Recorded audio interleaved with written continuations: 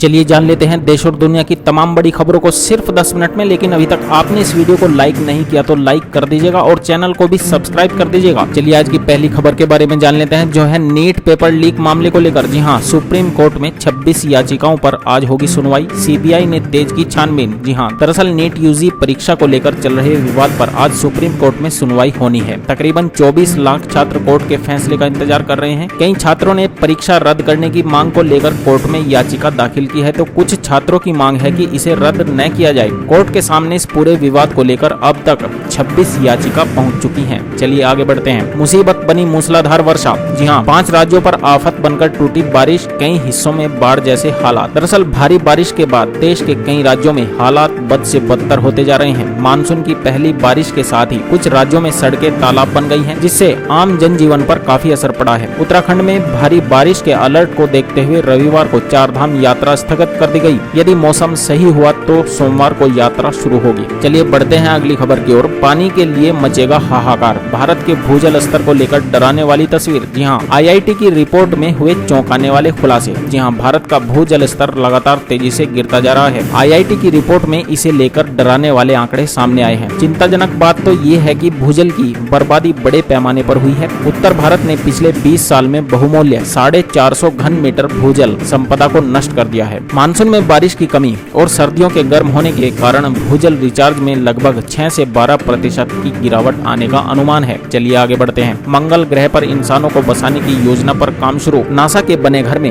378 दिन बिताकर लौटे 4 वैज्ञानिक। जी हाँ, इंसानों को चांद पर पहुंचाने के बाद उनको अब मंगल ग्रह पर बसाने की योजना पर काम शुरू हो गया है। अगर सब कुछ ठीक रहा तो अगले साल यानी 2030 तक लाल ग्रह पर इंसानों को भेजना शुरू हो जाएगा। मंगल ग्रह पर इंसान कैसे रह पाएंगे, इसी को लेकर एक ट्रायल किया गया, जिसके लिए नासा ने 4 लोगों को चुना, जिसमें कनाडाई जीव वैज्ञानिक केली हेस्टन भी शामिल थी। अब 1 साल बाद नासा के अंतरिक्ष यात्री एक अनोखा अनुभव करके वापस आ चुके हैं। नासा के जॉनसन स्पेस सेंटर के उप निदेशक स्टीव कॉर्नर ने कहा, हम लोगों को मंगल ग्रह पर भेजने की तैयारी कर रहे हैं। चलिए बढ़ते हैं अगली खबर की ओर। भारत का लाइट जोरावर टैंक बनेगा चीन का काल। पहली झलक आई सामने। जी हाँ, भारत का जोरावर टैंक जल्द ही सेना में शामिल होने जा रहा है, जो चीन का काल बन सकता है। जोरावर लाइट वेट टैंक है, जिसे भारतीय सेना को लद्दाख जैसे हाई एल्टीट्यूड इलाकों में बेहतर क्षमता प्रदान करने के लिए डिजाइन किया गया है। इसका वजन सिर्फ 25 टन है, जो T-90 जैसे भारी टैंक के वजन का आधा है, जिससे यह पहाड़ी इलाकों में काम आ सकता है, जहाँ बड़े टैंक नहीं पहुँच सकते। इसका नाम 19वीं सदी के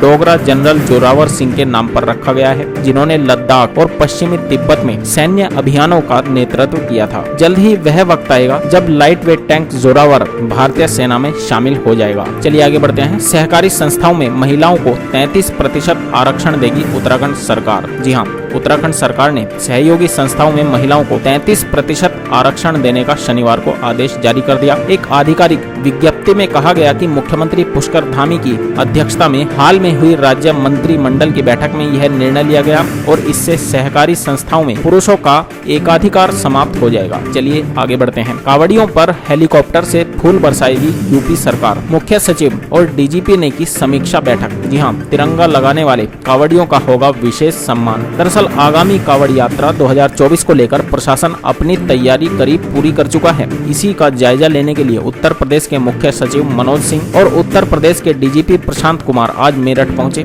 जहां प्रदेश के दोनों आला अधिकारियों ने हरियाणा, उत्तराखंड, दिल्ली के साथ साथ पश्चिमी उत्तर प्रदेश के आला अधिकारियों के साथ समीक्षा बैठक कर कांवड़ की तैयारियों को जाना। इसी दौरान आला अधिकारियों ने कांवड़ यात्रा के दौरान चिकित्सा, साफ सफाई और सुरक्षा व्यवस्था मजबूत करने की भी बात कही। चलिए जान लेते हैं अगली खबर। मोबाइल रिचार्ज प्लान की कीमतें बढ़ने पर सरकार ने कही बड़ी बात। जी हाँ, 3 जुलाई 2024 से देश में प्राइवेट टेलीकॉम ऑपरेटर्स ने मोबाइल रिचार्ज प्लान की कीमतें बढ़ा दी हैं। इस फैसले के बाद जियो, एयरटेल और वोडाफोन आइडिया के मोबाइल रिचार्ज प्लान करीब 20% तक महंगे हो गए हैं। इस फैसले से स्मार्टफोन यूजर्स खासा नाराज हैं। दरअसल भारत सरकार का कहना है कि वह फ्री मार्केट के फैसलों को लेकर कोई हस्तक्षेप नहीं करती, क्योंकि ये सरकार के अधिकार क्षेत्र में नहीं है। चलिए आगे बढ़ते हैं। महिलाओं के लिए अच्छी खबर। उद्योगों में बढ़ेगी महिलाओं की हिस्सेदारी। सरकार ने औद्योगिक संगठनों को दी खास हिदायत। जी हाँ, सरकार अर्थव्यवस्था में बढ़ोतरी के लिए कार्यबल में महिलाओं की भागीदारी बढ़ाना चाहती है। श्रम मंत्रालय ने सभी औद्योगिक संगठनों को इस दिशा में पहल करने के लिए कहा है। अभी भारत के कार्यबल में महिलाओं की भागीदारी 37% है, जबकि विश्व बैंक के मुताबिक वैश्विक स्तर पर महिलाओं की औसत भागीदारी 47.3% है। चीन के कार्यबल में महिलाओं की भागीदारी 60%, तो ब्रिटेन में 72% है। चलिए बढ़ते हैं अगली खबर की ओर। डिजिटल भुगतान पर बढ़ा देशवासियों का भरोसा। यूपीआई से अगस्त में हुए 10 अरब से ज्यादा लेन देन। जी हाँ, एनपीसीआई की रिपोर्ट के अनुसार 30 अगस्त को यूपीआई लेन देन का आंकड़ा 10.24 अरब हो गया।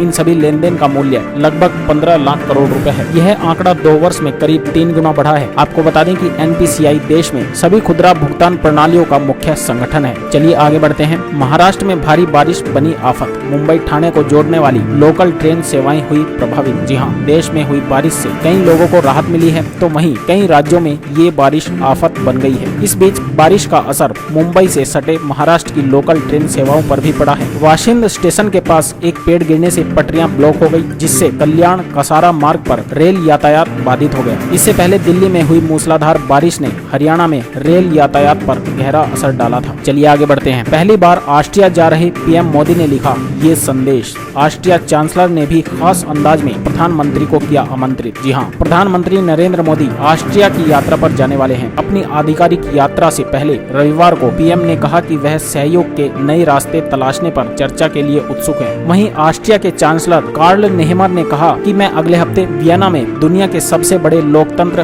भारत के प्रधानमंत्री नरेंद्र मोदी का स्वागत करने के लिए बहुत उत्सुक हूँ। चलिए बढ़ते हैं अगली खबर की ओर। कुछ लोग इतने बच्चे पैदा करते हैं। लालू के परिवार पर अब क्यों भड़क गए नीतीश कुमार, बोले बीमा कंपनी को भी नहीं बख्शा। जी हाँ, दरअसल शनिवार को नीतीश कुमार चुनावी जनसभा को संबोधित करने रूपोली पहुंचे। इस दौरान उन्होंने लालू और तेजस्वी यादव पर परिवारवाद को लेकर जमकर हमला बोला। उन्होंने कहा कुछ लोग तो इतने बच्चे पैदा करते हैं कि वे परिवार में ही उलझे रहते हैं। चलिए आगे बढ़ते हैं। फूड पैकेट पर शुगर साल्ट की जानकारियां अब साफ साफ आएंगी नजर। बोल्ड और बड़े अक्षरों में दिखेगा सब। जी हाँ, स्वास्थ्य एवं परिवार कल्याण मंत्रालय ने शनिवार को जानकारी देते हुए कहा कि भारतीय खाद्य सुरक्षा और मानक प्राधिकरण की ओर से एक खास प्रस्ताव को मंजूरी मिल चुकी है। इस प्रस्ताव में फूड आइटम के पैकेट पर पोषण से जुड़ी जानकारियों को बोल्ड और बड़े आकार के फॉन्ट के साथ डिस्प्ले किए जाने की बात कही गई। दरअसल स्वास्थ्य सेवा और पोषण विशेषज्ञ चीनी, नमक और संतृप्त वसा से भरपूर पैकेज फूड आइटम के सेवन पर अंकुश लगाने की आवश्यकता पर जोर दे रहे हैं। चलिए आगे बढ़ते हैं। यूपीआई से बढ़ रही फिजूल खर्ची की लत। जी हाँ, यूपीआई यानी यूनिफाइड पेमेंट सिस्टम ने भारत में डिजिटल पेमेंट का कायाकल्प कर दिया। आज शॉपिंग मॉल से लेकर सब्जी की दुकान पर यूपीआई पेमेंट की सुविधा मिल जाएगी,